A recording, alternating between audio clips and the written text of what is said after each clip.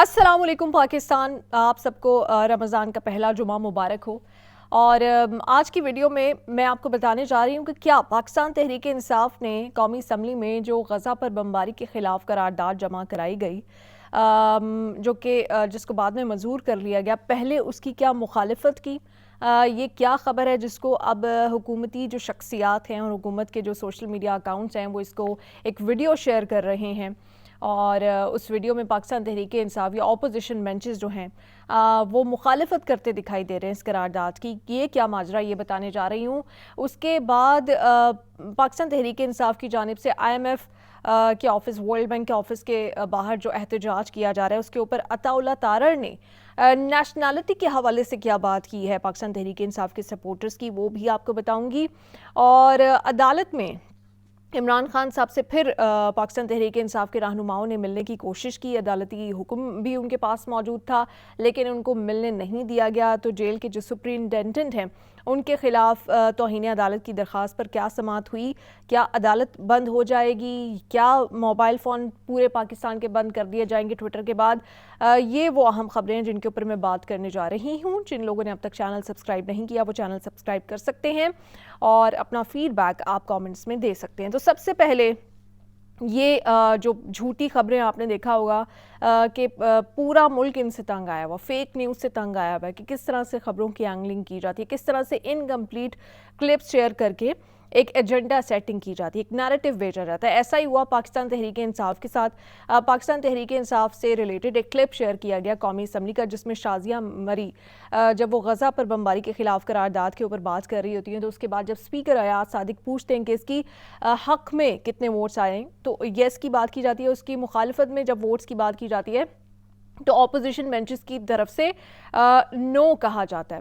اب مسئلہ یہ تھا کہ قومی اسمبلی میں آج 7 آرڈیننسز لائے گئے تھے جس میں قومی اسمبلی کی کوئی رائے نہیں لی گئی، اپوزیشن کی کوئی رائے نہیں لی گئی، اراکین کی کوئی رائے نہیں لی گئی، اور ان کی رائے لیے بغیر یہ آرڈیننسز جو ہیں وہ جب لائے گئے تو اس کے اوپر اپوزیشن مخالفت کر رہی تھی، پاکستان تحریک انصاف مخالفت کر رہی تھی، شور شرابہ کر رہی تھی، اور انہی آرڈیننس کے درمیان میں یہ غزہ والی قرارداد بھی آ گئی۔ تو جب غزہ والی قرارداد آئی تو انہیں پہلے اندازہ ہی نہیں ہوا، اب یہ خیر ان کے کان کھلے ہونے چاہیے تھے یا ان میں سے کچھ لوگوں کو ہو سکتا ہے نہ اندازہ ہوا، انہیں لگا یہ آرڈیننسز کے حوالے سے ہی بات ہو رہی ہے تو انہوں نے اس کے اوپر اپنا نو کہہ دیا۔ جب انہیں ریئلائز ہوا، جب اسپیکر ایاز صادق نے ایکسپلین کیا کہ بھائی یہ آرڈیننسز نہیں ہیں، یہ غزہ کے اوپر جو بمباری ہے اس کے خلاف قرارداد ہے، تو اس کے اوپر انہوں نے obviously دوبارہ سے یس کہا۔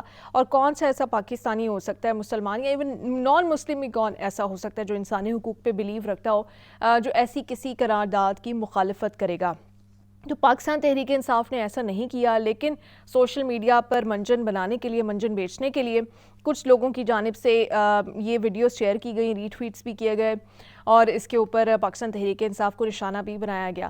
اچھا، یہ جو نشانہ بنانے کا سلسلہ ہے نا یہ جاری ہے، اور اس کو جو حکومتی شخصیات ہیں نا وہ اس میں شامل ہو گئی ہیں۔ عطا اللہ تارڑ جو ہے نا وہ شہباز گل بننے کی کوشش کر رہے ہیں۔ اب میں پرسنلی نہ مجھے ان کا طرز سیاست پسند تھا، نہ فواد چودھری صاحب جب اپوزیشن کے اوپر غیر ضروری تنقید کرتے، جو ضروری ہے جو میرٹ پہ ہے وہ تو کریں۔ اسی طرح عطا اللہ تارڑ بھی اسی کلاس میں بیٹھنے کی کوشش کر رہے ہیں، وہی بننے کی کوشش کر رہے ہیں، اور IMF اور ورلڈ بینک کے آفس کے باہر جو احتجاج پاکستان تحریک انصاف کے سپورٹرز کی جانب سے کیا جا رہا ہے اس کے اوپر انہوں نے بڑی سخت بات کی ہے جو کہ ان کو زیب نہیں دیتی تھی۔ انہوں نے کہا کہ وزیر اطلاعات تو نشریات ہیں اب وہ عطا اللہ تارڑ، انہوں نے کہا کہ PTI والے وہ لوگ ہیں جن کا پاکستان کی مٹی سے کوئی تعلق نہیں ہے۔ یہ بڑی ہارڈ سٹیٹمنٹ ہے، یہ بڑی ارریسپانسبل سٹیٹمنٹ ہے۔ آئی تھنک اس پہ پاکستان کی جو گورنمنٹ ہے، پاکستان مسلم لیگ نواز، پیپلز پارٹی، سب لوگوں کو اس کے اوپر سٹینڈ لینا چاہیے کہ آپ کسی پارٹی کے ورکرز کو کی نیشنلٹی چیلنج کر رہے ہو، ان کی پاکستان سے محبت چیلنج کر رہے ہو، آپ آج کل مصروف ہو غداری کے سرٹیفکیٹ بانٹنے میں۔ پاکستان تحریک انصاف کا احتجاج کرنا حق ہے، ریگنگ کے خلاف احتجاج کرنا حق ہے۔ الیکشن کمیشن سے پوچھو نا، انہوں نے 10 12 گھنٹے 24 گھنٹے ریزلٹس کیوں لیٹ کیے؟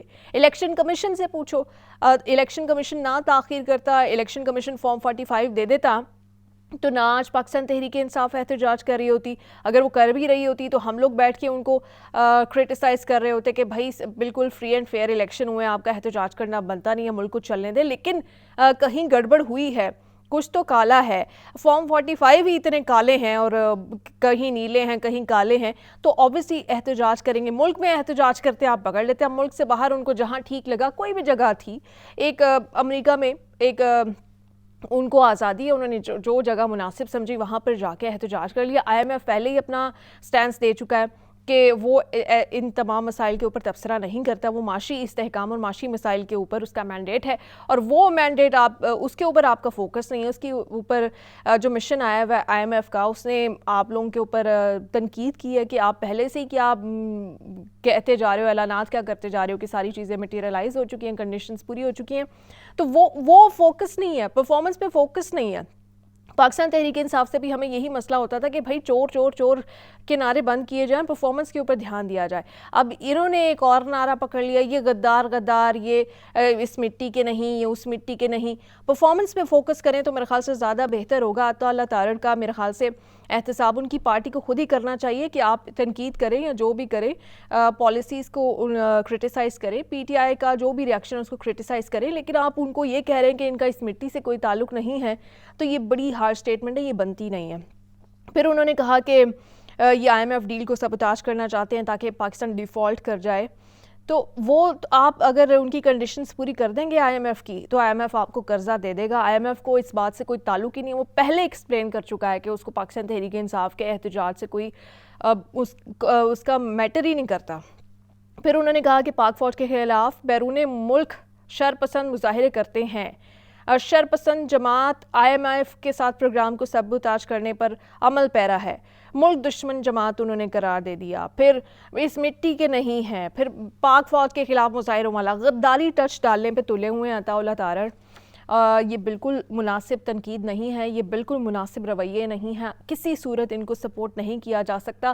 اگر آپ پاک فوج کے خلاف نعروں کی بات کرتے ہیں تو ہمیں وہ وقت بھی یاد ہے جب باجوہ کا نام لیا جاتا تھا نواز شریف صاحب کی جانب سے. ان کے جلسوں میں کیا نعرے لگتے تھے جب راولپنڈی میں 2018 میں فوج کے خلاف نعرے لگے تھے حنیف عباسی کے حلقے میں, وہ بھی ہمیں یاد ہے. اس لیے آپ سب بدلتے رہتے ہو اپنی پوزیشن. کبھی کوئی سول سپریمیسی کی جنگ جب آپ لوگوں کو لڑنی ہوتی ہے, جب ووٹ چاہیے ہوتے ہیں, تو یہ والا آپ نیریٹو پکڑ لیتے ہو. پھر آپ دوسرا غداری کے سرٹیفکیٹ والا. تو آپ لوگوں کی پوزیشنز جو ہے نا وہ ایکسچینج ہوتی رہتی ہیں. کل کو دوبارہ یہ وقت آپ پہ آ سکتا ہے. تو اس طرح کے طرز سیاست, اس طرح کے ہتھ کنڈوں سے پرہیز کریں. اور کوئی مسئلہ ہے, کوئی شیر افضل مروت سے مسئلہ ہے, کوئی علی امین گنڈا پور کے اوپر کوئی کیس ہے, کوئی کرپشن کا کیس ہے, کوئی ایویڈنس ہے کسی کیس میں, وہ سامنے لے کے آئیں. عمران خان صاحب کے اوپر کوئی کرپشن کے کیسز میں ایویڈنسز ہیں تو وہ سامنے لے کر آئیں. یہ غداری کے سرٹیفکیٹ بانٹنا بند کریں. اس کا کوئی جو ہے اس سے کوئی فرق نہیں پڑتا. اچھا, اب آ جاتے ہیں ملک میں ٹویٹر کی تو پہلے ہی بندش ہے. ٹویٹر تو چلنے ہی نہیں دیا جا رہا. ٹویٹر پہ لوگوں نے اپنا چھوٹا چھوٹا وہ اس کو مونیٹائزیشن کرا کے اپنا تھوڑا بہت اپنی لائیولیہڈ اس سے ارننگ بنانے کی کوشش کی تھی, وہ آپ نے سب کی کولیپس کرا دی ہے.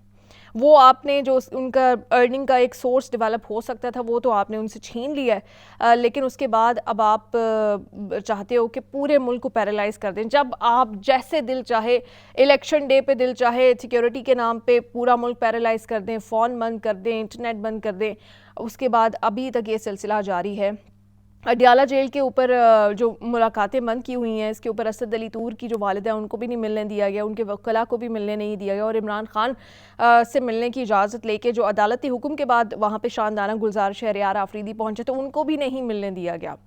تو اس کے اوپر جو سماعت ہوئی کیس کی, اور اس میں جو جج صاحبہ ان کی جانب سے کہا گیا کہ سیکیورٹی تھریٹ ہے تو پورے ملک کے کیا موبائل فون بند کر دیں. اگر عدالت کو سیکیورٹی تھریٹ ہوگا تو کیا عدالت کو بھی بند کر دیا جائے گا.